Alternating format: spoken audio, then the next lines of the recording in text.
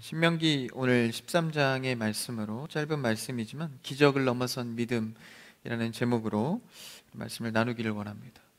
우리가 믿음하면 구원을 얻는 통로가 되고 하나님께서 우리에게 주신 귀한 수단입니다. 이 믿음을 지켜가는 일은 우리 신앙을 통해서 그렇게 쉽지만은 않습니다. 그래서 하나님께서 때로는 기적을 주시고 또 삶의 여러 방편을 통하여서 우리의 믿음을 세워가십니다.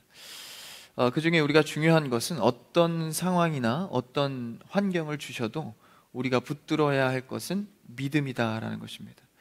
그러니까 환경을 보고 또 하나님께서 도움을 주시는 여러 손길이 있지만 그것에 집착하고 기대는 것보다 우리가 궁극적으로 지켜야 할 것은 믿음이다라는 것이죠. 그래서 때로는 하나님께서 일부러 시험 가운데 우리를 흔드시기도 하시고 또 사탄이 공중권세 잡은 자의 유혹으로부터 우리가 또 해결해야 될 부분도 있습니다. 그 가운데 우리가 놓지 말아야 할 것은 바로 이 믿음의 문제입니다. 믿음을 통하여서 종국에는 우리가 구원에 이르게 됩니다. 그러니까 어떠한 것보다도 우리가 놓치지 말아야 할 것이 바로 이 구원의 문제라는 것이죠.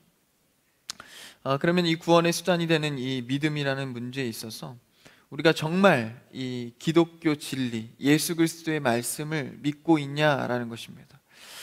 우리의 상황에 의심되고 믿음이 흔들릴 때가 있지 않았는가? 또 지금 내가 그 믿음이 의심되고 흔들리진 않는가? 저도 믿음을 지켜가면서 이런 의심과 또 어려움을 겪을 때가 굉장히 많았습니다. 앞으로도 계속 있겠죠. 스스로 여러 고민을 하다 보면 어떤 이런 깊은 고찰을 하게 됩니다. 내가 지금 믿는 예수 그리스도가 진짜 나를 구원하는 그 예수 그리스도의 진리인가? 라는 고민을 할 때도 있고 또 내 삶이 그렇게 나아지지 않는데 내가 정말 믿는 이 믿음이 나를 선하게 이끌어 갈 것인가 고민을 하게 됩니다. 내가 믿는 이 성경의 내용도 진짜일까? 라는 생각을 하게 되죠. 그래서 심지어는 나의 구원을 의심하기까지 합니다. 저도 어릴 때에 이런 신앙생활을 하면서 여러 가지 말씀의 이야기를 접하지만 이게 진짜일까? 라는 의심이나 생각은 누구나 저도 이렇게 해봤습니다. 성경에 신비한 기적들도 많은데 이게 진짜일까? 그리고 내가 믿는 신앙생활을 하면서 나는 기독교 집안에서 태어났으니까 그냥 자연스럽게 믿은 것뿐이지 내 신앙이 진짜일까? 라는 생각을 하기도 합니다. 내가 믿는 예수님은 진짜일까? 내가 배운 성경은 진짜일까?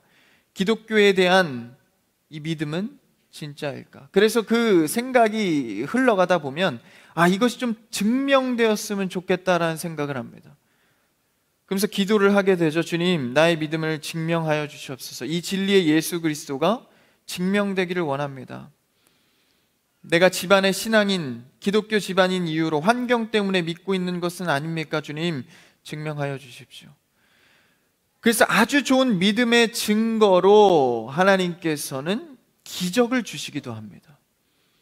그리고 세상이 알 수 없는 성경 속의 이 여러 기적을 통하여서 정말 예수님, 하나님은 탁월하다, 이런 기적이 진짜이구나, 혹은 내 삶에서의 기적들을 보면서 기독교가 진짜이구나를 증명하고 있는지도 모릅니다. 그런데 여기서 우리가 한 가지 기억해야 할 것은 기적은 우리에게만 있지 않다라는 것입니다.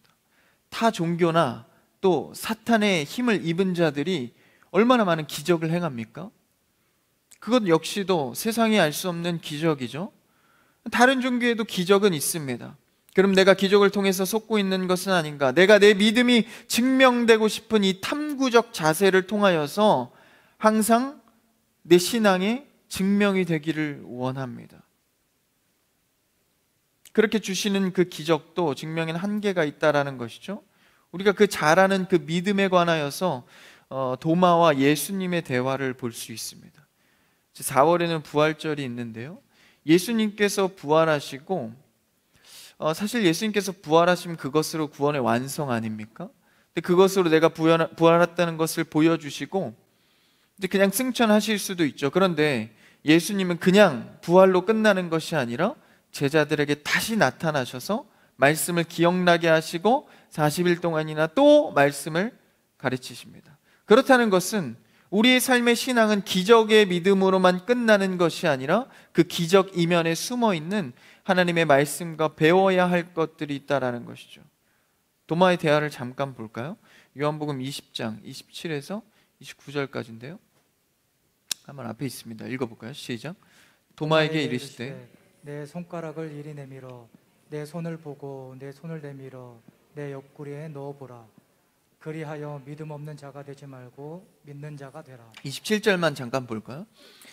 도마에게 예수님께서 나타나셔서 믿지 못하는 도마를 보고 네 손가락을 내 창자국 못자국에 대서 이것을 진짜 내가 부활했는지를 확인해봐라. 확인을 시켜주시죠. 그렇게 기적을 통하여서, 기적적인 장면을 통하여서 네가 실제 만져보고 증명된 것을 통해서 믿음을 가져라 라고 말씀하십니다. 그러니까 믿음이 약한 자를 통하여서 예수님께서는 그냥 두지 않으시고 기적의 증명을 통하여서라도 믿음 가진 자가 되라라는 것이죠. 그러니까 우리가 기적을 받든 못 받든 시련을 당했든 좀 잘 살기 잘 되든 그것과 상관없이 어떤 수단을 통하여서든지 믿음만큼은 가진 자가 되라라는 것입니다. 여러분, 믿음을 가진 자이십니까? 믿음을 지키는 자이십니까? 어떠한 상황을 통해서든지 여러분 시련을 당하고 심지어 교회 안에서 상처를 받는다 할지라도 믿음만큼은 저버리지 않기를 축복합니다. 교회 안에서도 상처받아서 떠나가는 자들이 많죠. 여러분, 그들을 위해서 기도하셔야 됩니다. 다시 돌아올 수 있도록, 다시 믿음을 가질 수 있도록. 아무리 힘든 것, 물론 우리도 힘든 일을 겪어보면 진짜 믿음을 저버리고까지 그 슬픔에 빠진 것 공감합니다. 그런 경우가 있죠. 그러나 이 믿음에 관하여서는 다시 돌아올 수 있는, 믿음의 중심은 잃어버리면 안 된다라는 것이죠. 그 다음에 뭐라고 하시죠? 아까 그 도마 요한복음 말씀을 한번 읽어볼까요? 28절 29절인데요 그 뒤에 말씀입니다. 시작. 도마가 대답하여 이르되 나의 주님이시요 나의 하나님이시니이다. 예수께서 이르시되 너는 나를 본고로 믿느냐? 보지 못하고 믿는 자들은 복되도다 하시니라. 예수님의 몸을 만져보고 증명이 되자 그때서야 도마는 고백하고 믿음을 갖게 됩니다. 예수님께서 그것으로 끝나는 게 아니라 그 끝에 한마디를 더 붙이시죠. 뭐라고 하십니까?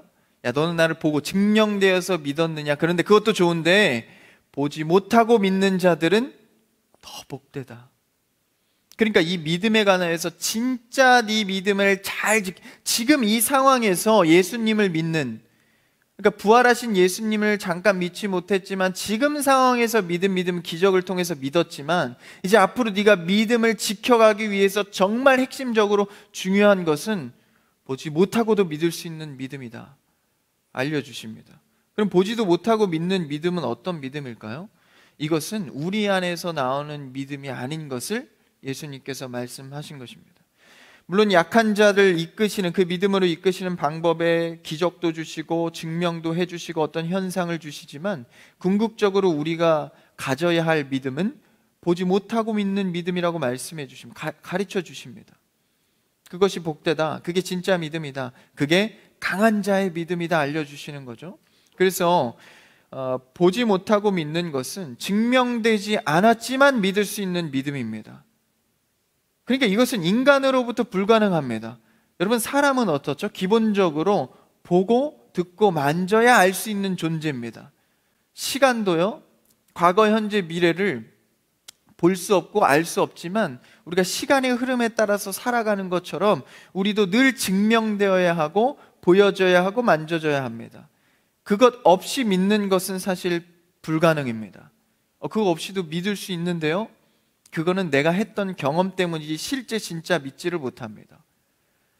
그래서 우리가 보지 못하고 하나님의 진리를 믿을 수 있는 이유를 에베소서에서 정확히 정리해주고 있습니다. 이 믿음을 에베소서 2장 8절에서 말하고 있는데 우리 잘 아는 말씀이죠. 한번 읽어볼까요? 시작. 너희는 그 은혜에 의하여 믿음으로 말미암아 구원을 받았으니 이것은 너희에게서 난 것이 아니요 하나님의 선물이라. 우리가 보지도 않고 증명되지 않았지만 믿을 수 있는 그 진짜 믿음은 내게로부터 올 수 없다. 하나님께로부터 주어져야지 받을 수 있는, 마치 은혜라고 표현합니다. 그걸 다른 말로 뭐라고 표현하죠? 선물이다라고 말합니다. 내가 할 수 없는 믿음을 하나님께로부터 받아야 그 믿음은 진짜 내가 믿을 수 있는 믿음이다라는 것이죠. 그래서 저도 어렸을 때 이런 생각한 그 의심과 그 말씀이 에베소 2장 8절로 해결이 됩니다. 증명되어야 하고, 하나님 이 믿음을 증명해 주세요, 진짜 진리라면 기적으로 나타내 주세요 하지만 실제 그것을 증명했다고 믿을 수 있나요? 그렇지 않습니다. 여러분, 성경에는 증명해야 될 것 투성입니다. 그런데 우리는 그것을 증명하지 않아도 믿음으로 받습니다. 근데 그 이론적으로 믿음으로 받아질까요? 내가 이걸 믿음으로 받아들일 수 있습니다, 있습니다 아무리 외쳐도 의심되는 건 마찬가지입니다. 그렇다면 우리의 한계를 무언가 뛰어넘는 어떤 능력이 들어와야 한다는 것이죠. 여러분, 우리가 믿을 수 없는 한계를 뛰어넘는 하나님께서 주신 선물의 믿음이 있기를 축복합니다. 없으면 구하십시오. 의심되면 구하십시오. 하나님께로부터 공급받는 그 은혜의 믿음을 여러분 구하시기를 축복합니다. 그래서요, 믿음이 흔들릴 때는 자꾸 증명해달라 요구하지 마시고 이 믿음이 흔들리지 않도록 하나님의 믿음을 더하여 주시옵소서 구하는 여러분 되길 축복합니다. 어린 자녀들에게도 여러분, 증명과 기적을 요구하는 기도가 아니라 그 어린아이들 마음, 자녀들 마음 속에 하나님께서 주신 은혜와 믿음이 가득하기를 기도하십시오. 그것이 그 인생의 평생을 책임지는 믿음이 됩니다. 그래서 우리는 이 선물의 믿음을 누구를 통해서 경험하죠? 저도 이제 이 타인을 통해서, 그러니까 믿지 않는 자들을 통해서 증명이 됩니다.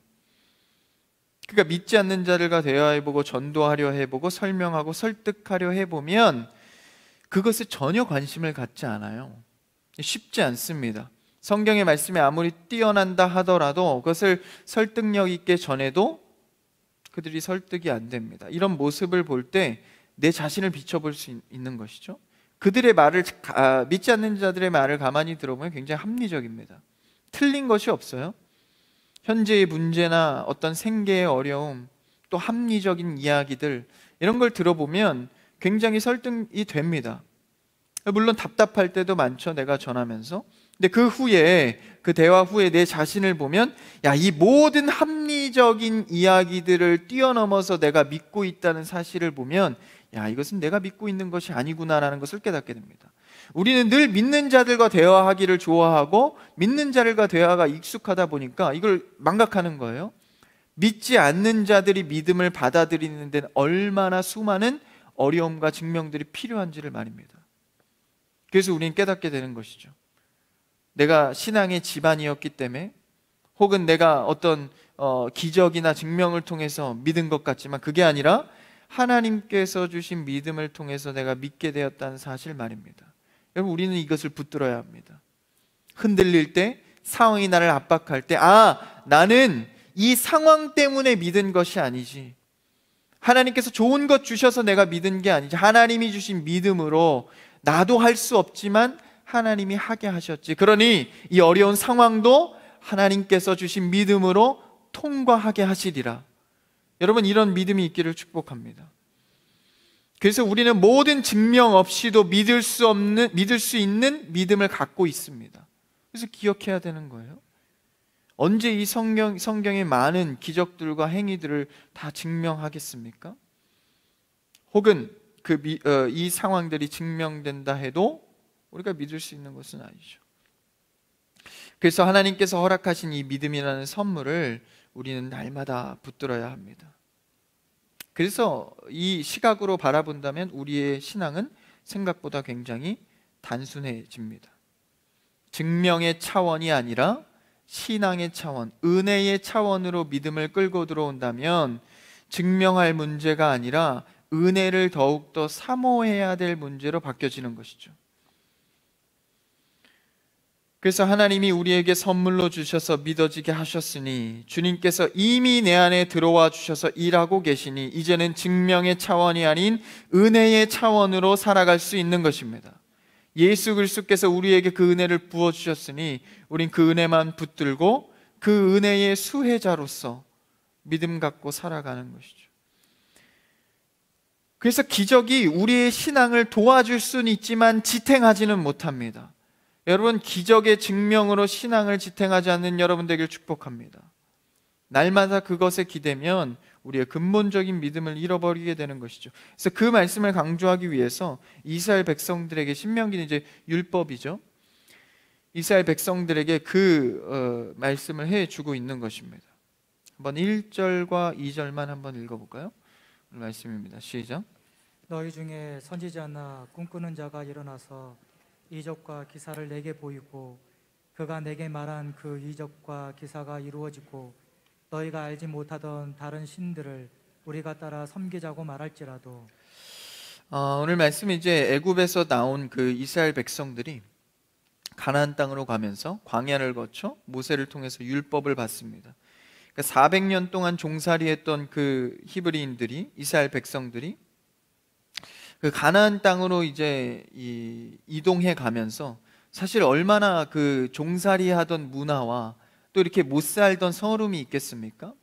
그러니까 약소국이고 후진 민족이었기 때문에 누구보다 탁월한 그 가나안 땅의 수많은 문화와 건축술과 그 경제력을 바라본다면 이 후진 민족은 선진 민족을 동경하게 돼 있기 때문에 그곳에 갔을 때 흔들릴 수밖에 없다는 거예요. 그래서 하나님께서 모세를 통해서 이 강력한 말씀들을 자꾸 강조해서 주는 것입니다. 그래서 우리가 십계명에서 보듯이 가장 첫째 계명이 뭐였죠? 나 외에 다른 신을 내게 두지 말라. 왜 그럴까요? 그 수많은 그 민족의 문화와 경제를 바라보면 이 후진 민족으로서 자연스럽게 그들의 문화를 취할 수밖에 없기 때문입니다. 그 항목 중에 뭐도 있죠? 바로 종교도 있다라는 거예요. 그들의 종교.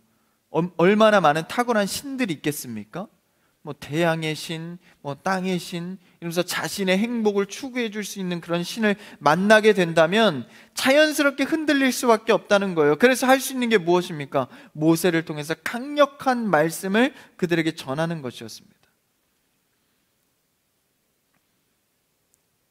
그래서 그러한 종교적, 신앙적 영향도 분명히 있을 것이기 때문에 그 상황 가운데에서도 너희들은 여호와 하나님만 따르라, 섬기지 마라, 다른 신들을 섬기지 마라, 그 얘기를 하고 있죠. 현혹되지 마라, 어떤 기적이 일어난다 해도 현혹되지 마라, 선지자와 꿈꾸는 자가 너를 현혹한다 할지라도 흔들리지 마라 라고 전하고 있습니다. 그 말씀이 3절인데요 3절을 한번 읽어볼까요? 시작. 너는 그 선지자나 꿈꾸는 자의 말을 청종하지 말라. 이는 너희의 하나님 여호와께서 너희가 마음을 다하고 뜻을 다하여 너희의 하나님 여호와를 사랑하는 여부를 알려 하사 너희를 시험하심이니라. 이 여부를 알려고 시험한다라는 것, 다시 말하면 여호와 하나님을 뜻을 다하고 마음을 다하여서 사랑하기를 원하고 계신다라는 것입니다. 어떠한 상황이 주어진다 하더라도 그 모든 상황의 주권자 되신 하나님께서 너희 가운데 계시니 너희는 그 상황에 흔들리지 말고 오직 그 주권자 하나님을 섬기고 사랑하고 예배해라 라는 것입니다. 이 말의 결과는 무엇일까요? 너희가 그 상황에 흔들리지 않아도 주권자 하나님이 책임지신다라는 것입니다. 그러니까 그 너희가 행복을 위해서 그 땅에 가서 그 많은 문화를 누리면서 모든 행복을 가질 수 있을 때, 그 다른 신들을 섬길 때 하나님을 의지해야 그 모든 것들이 해결받는다는 것을 알려주고 있는 것이죠. 그래서 그 기적과 이적을 너희에게 나타낸다 할지라도 너희는 흔들리지 말라는 것입니다. 여러분, 우리의 신앙의 참과 거짓을 나누는 최종적인 기준은 기적이 될 수 없습니다. 여러분, 기적으로 여러분의 진리의 참과 거짓을 나누지 않는 여러분 되길 축복합니다. 기적으로만 판단하면 안 된다라는 거예요. 왜? 이 기적은 우리를 흔드는 선지자나 꿈꾸는 자, 다른 선지자들도 충분히 할 수 있다라는 것이죠. 그래서 기적을 많이 행하였지만 실제 삶의 회개와 예수 그리스도의 모습을 보지 못한다면 아무 소용이 없다라는 것이죠. 마태복음 11장 20절, 21절에서 이렇게 말합니다. 예수님께서 뭐라고 하시죠? 한번 읽어볼까요? 시작. 예수께서 권능을 가장 많이 행하신 고을들이 회개하지 아니하므로 그때에 책망하시되 화 있을진저 고라시나 화 있을진저 벳세다야 너희에게 행한 모든 권능을 두로와 시돈에서 행하였더라면 그들이 벌써 베옷을 입고 제에 앉아 회개하였으리라. 예수님께서 말씀하실 때 여기서 두로와 시돈은요 굉장히 악한 도시입니다. 그럼에도 불구하고 그 가운데 거기에 수많은 기적을 행했더라면 벌써 회개하고 돌아왔을 거다. 그런데 20절에요 이렇게 많은 권능을 행하였지만 이 골은 아직도 회개하지 않고 있구나 책망하고 있습니다. 그러니까 우리가 믿고 하나님을 따르는 궁극적인 것은 기적에 있지 않다라는 거예요. 여러분, 기적에 기대서 신앙생활하지 않기를 축복합니다. 결국 그것은 우리를 돌아오게 하는 방편이 되지 못합니다. 도움은 줄 수 있지만 기적 안에서 계신 예수 그리스도를 바라봐야 합니다. 그러니까 여러분께 너무나도 신비한 응답이 왔다면, 너무나도 좋은 응답이 왔다면 그 응답 속에 계신 예수 그리스도를 더 섬길 수 있는 여러분 되길 축복합니다. 그게 기적의 목적이자 이적의 하나님의 의도다라는 것입니다. 하나님께서 우리에게 기적을 주신 목적은 단순한 행복에 있지 않습니다. 3절에 그 말씀을 하시잖아요. 오늘 본문에 마음을 다하고 뜻을 다하여 너 하나님 여호와를 사랑하는 여부. 여러분, 기적의 목적은 여기에 있는 것입니다. 너와 내가 사랑의 관계로 묶이자. 그래서 기적을 도움으로 주시는 것이죠. 근데 우리는 그 의도를 알지 못하고 그냥 기적에만 매달려서 나에게 좋은 것을 행하여 주신, 나에게 많은 것을 기적을 행하신 것, 그것에 기대다 보면 사실 다른 것으로 그 항목이 공급받으면 이동할 수 있는 겁니다. 전사님, 저의 믿음을 뭘로 보고요? 여러분, 그렇지 않습니다. 사람은 나약하기 때문에 그 정도의 공급을 다른 종교나 다른 사람으로부터 받게 된다면 자리를 이동하는 게 사람이다라는 것이죠. 그 죄성을 알기 때문에 하나님께서는 오직 마음과 뜻을 여호와 하나님께만 두기를 원하셨던 것입니다. 그래서 예수님도 기적을 굉장히 많이 행하시지 않습니까? 신약 성경에 보면 예수님께서 기적을 굉장히 많이 행하십니다. 죽은 자도 살리시고요, 물을 포도주로 만드시기도 하시고, 앉은 자를 일으키시도 하십니다. 눈먼 자를 보게도 하시고, 수많은 사람들을 먹고 배불리게 하는 음식의 기적도 행하십니다. 그런데 이것 뒤에 항상 예수님께서는 이것을 도구 측면으로 삼으셔서 뭘 알리시죠? 십자가를 알리시거나, 그 다음에 하나님의 나라를 설명하거나 회개하는 목적으로 사용하십니다. 주로 많이 사용하시는 게 하나님 나라죠. 야, 하나님 나라는 이런 거야, 기적 뒤에. 그리고 기적 뒤에 야, 내가 이렇게 죽게 될 거야. 십자가를 설명하시죠. 다 뭐와 관련된 겁니까? 바로 구원과 관련된 겁니다. 하나님께서 기적을 베푸신 뒤에는 그 나라를 바라볼 수 있도록 신비의 말씀을 우리에게 주신다라는 것이죠. 기적 뒤에 감춰진 말씀을 순종하는 여러분 되길 축복합니다. 기적으로 끝나지 마시고 하나님의 우리를 향한 계획을 보시고 그 계획에 순종하는 여러분 되길 바랍니다. 반드시 하나님은 기적을 수단으로 사용하십니다. 기적이 종착지가 되지 마시고 우리의 종착지인 하나님의 나라, 그 구원을 바라볼 수 있기를 바랍니다. 그래서 3절에요, 기적으로 미혹하는 것은 이게 뭡니까? 기적에 기대게 만드는 것이죠. 무엇을 보여주고 이것 때문에 따르게 하는 것. 그래서 더 화려한 것을 원하고 나타나고 보여줘야 믿을 수 있게끔 만들어가는 겁니다. 누가요? 이런 거짓 선지자들이나 꿈꾸는 자들이 말입니다. 영지주의자들, 신비주의자들, 이것만으로 신앙이 행복을 채워가는 사람들. 그래서 이것을 통해서 뭐라고 해요? 3절에 보니까 시험하려는 것이다. 다시 말하면 이게 다가 아닌 것을 깨닫게 해주신다라는 겁니다. 여러분, 우리의 신앙은 물론 기적도 필요하고 기적의 은혜도 있습니다. 근데 이게 다가 아니라는 것을 우리는 기억해야 합니다. 욥도 아브라함도 이런 시험을 받았죠. 그러면서 결국 무엇을 얻었습니까? 기적만 얻은 것이 아니라 믿음을 지켜 그 끝까지 지킬 수 있는 믿음을 얻었다라는 거예요. 그래서 결국 아브라함도 믿음의 조상이 되지 않습니까? 그러면서 하나님께 마음과 뜻을 다하여 사랑하게 됩니다. 여러분, 우리에게 기적이 올 때 그것을 하나님께 마음과 뜻을 다하여 사랑할 수 있는 기회로 삼으시기를 축복합니다. 여러분에게 기적의 응답이 왔다면 그때가 하나님을 죽도록 사랑할 때입니다. 그 기회를 주시는 것이죠. 그래서 이 기적은 기적으로 우리를 시험, 테스트하는 것입니다. 병자를 고치시고 예수님께서 우리를 테스트하시죠. 그 기적을 보시고, 근데 이 제자들은 이 테스트를 항상 통과를 못해요. 자꾸 이상한 얘기를 해요. 야, 이렇게 기적을 행하시는 분을 보니까 언제 이 로마를 무찌르고 우리를 그 권세의 자리에 올리실 겁니까? 기적에만 의지하는 신앙이 그런 엉뚱한 말을 하는 것입니다. 우리는 기적에만 의지하는 것이 아니라 예수 그리스도가 무엇을 하신 분이고 나에게 무엇을 하실 분인지를 알아가야 하는 것이죠. 그래서 우리가 기적을 체험할수록 예수 그리스도에 대한 사랑의 깊이가 깊어져야 합니다. 예수 그리스도의 관계는 그냥 그저 그런데 똑같은데 기적의 체험으로만 은혜를 받고 있다면 이건 아무 의미가 없는 것이죠. 예수님과의 사연의 기적을 통하여서 그 관계가 깊어지기를 바랍니다. 그래서 이것으로 우리를 시험을 하죠. 그래서 이 시험은요, 두 가지가 있습니다. 기적은 두 가지가 있습니다.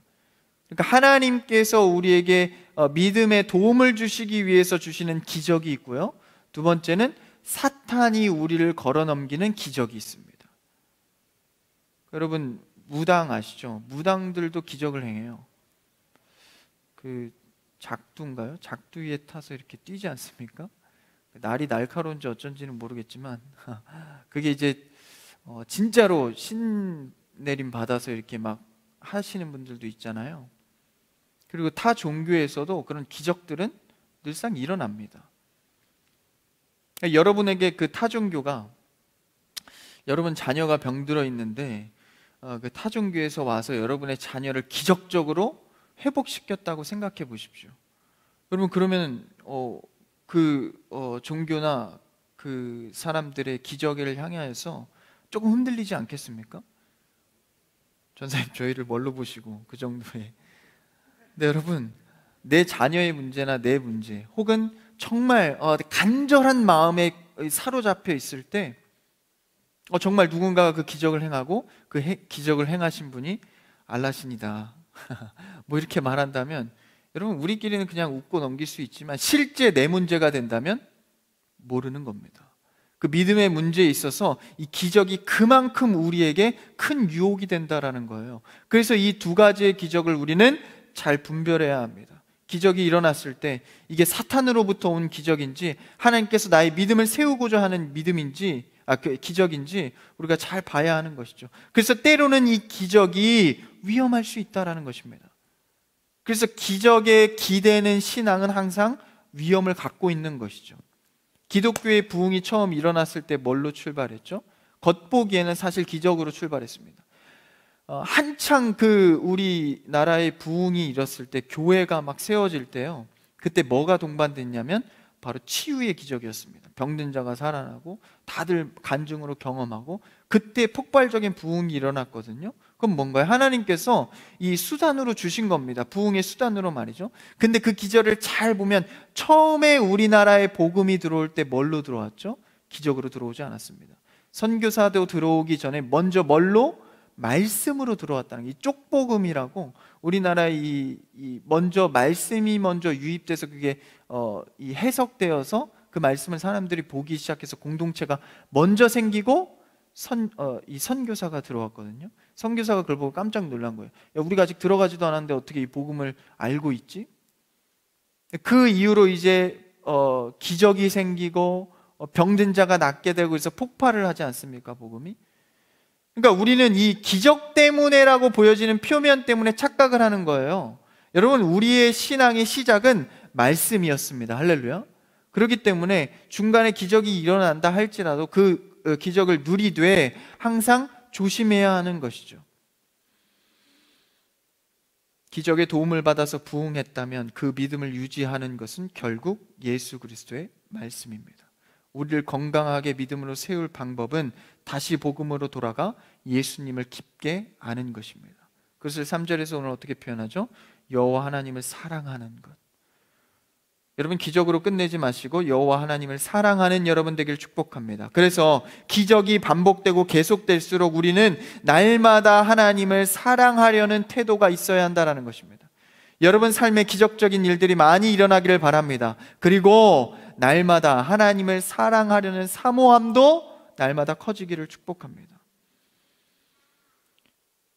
우리의 신앙에 위협되는 기적도 있고 도움이 되는 기적도 있습니다. 물론 이것을 다 분별하기는 참으로 어려운 것이죠. 모두 다 분별할 수 있게 되기를 바랍니다. 그러나 이 분별이 잘 안 된다면 결국 기적 안에 계신 예수 그리스도의 훈련, 그 시험을 바라보는 여러분 되기를 축복합니다. 내 믿음을 세우시려고. 그렇죠? 사탄도 얼마든지 기적을 행할 수 있습니다. 그러나 욥에게 내린 그 시험도 역시 결국은 하나님과의 교제를 깊이 있게 만듭니다. 욥은 다 분별하지 못했어요. 이것이 왜 일어났고 어떤 것은 어떻게 일어났는지. 그러나 하나님을 사모하는 마음으로 그 관계는 깊어졌다라는 것입니다. 우리가 주목해야 될 것은 무엇입니까?